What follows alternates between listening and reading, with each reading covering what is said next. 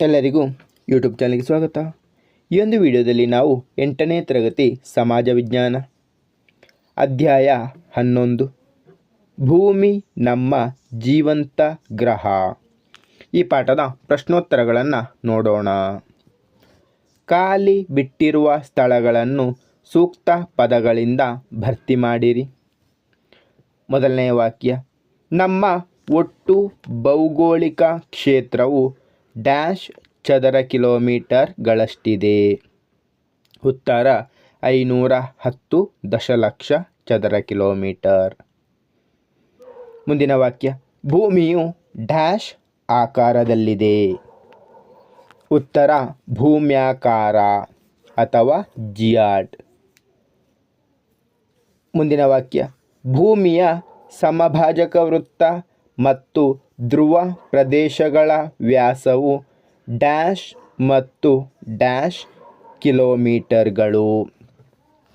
ಉತ್ತರ 12,756 ಮತ್ತು 12,714. ಮುಂದಿನ ಪ್ರಶ್ನೆ, 23.5 ಡಿಗ್ರಿ ಉತ್ತರ ಅಕ್ಷಾಂಶವನ್ನು ಡ್ಯಾಶ್ ಎಂದು ಕರೆಯುತ್ತಾರೆ. ಉತ್ತರ ಕರ್ಕಾಟಕ ಸಂಕ್ರಾಂತಿ ವೃತ್ತ.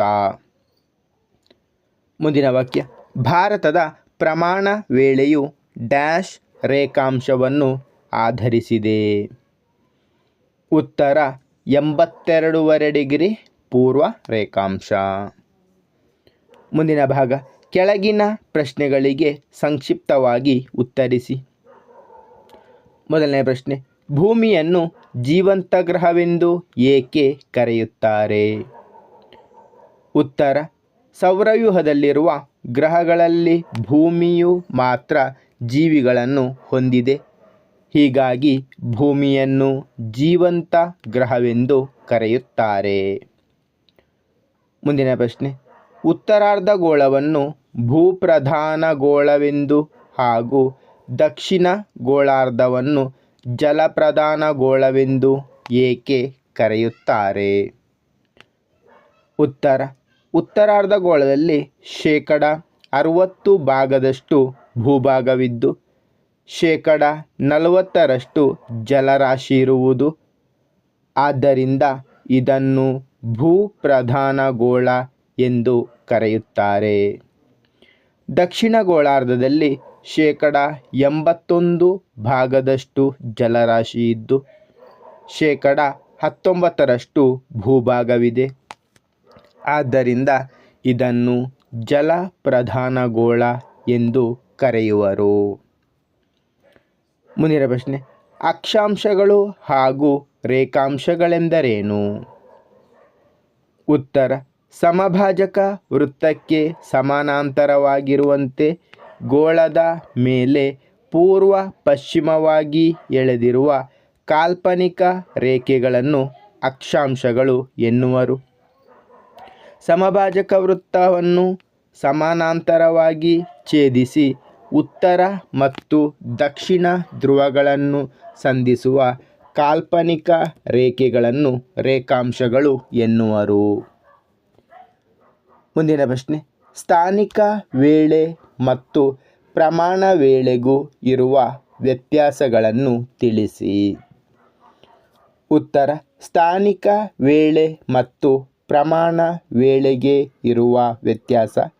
ಇದನ್ನು ಸ್ಥಾನಿಕ ವೇಳೆ ಒಂದು ಕಡೆ, ಪ್ರಮಾಣ ವೇಳೆ ಒಂದು ಕಡೆ, 2 ಕಾಲಮನ್ನು ಮಾಡಿಕೊಳ್ಳಿ.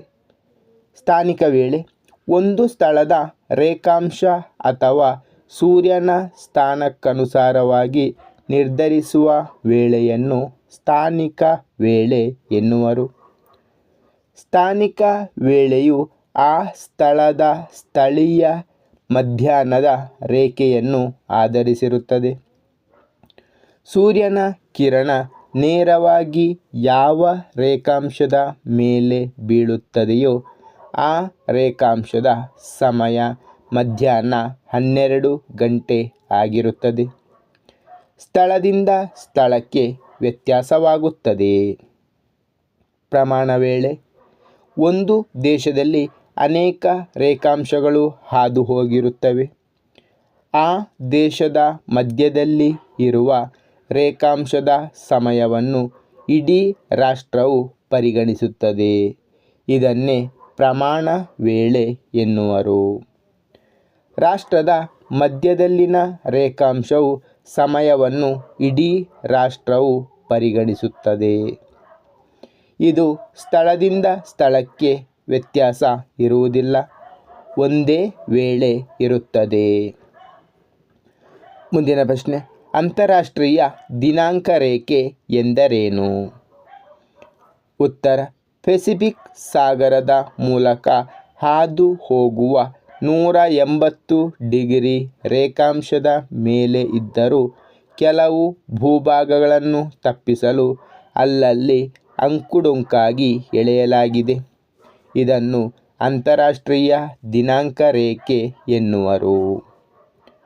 ಮುಂದಿನ ಭಾಗ, ಈ ಕೆಳಗಿನ ಪರಿಕಲ್ಪನೆಗಳ ಅರ್ಥ ಬರೆಯಿರಿ. ವಿಶಿಷ್ಟ ಗ್ರಹ. ಭೂಮಿಯು ಎಲ್ಲ ಬಗೆಯ ಜೀವಿಗಳಿಗೆ ವಾಸಸ್ಥಾನವಾಗಿದೆ. ಸಸ್ಯಗಳು, ಪ್ರಾಣಿಗಳು ಮತ್ತು ಮಾನವ ಜೀವಿಗಳು ಸಹ ಇಲ್ಲಿವೆ. ಆದುದರಿಂದ ಭೂಮಿಯನ್ನು ವಿಶಿಷ್ಟ ಗ್ರಹ ಎನ್ನುವರು.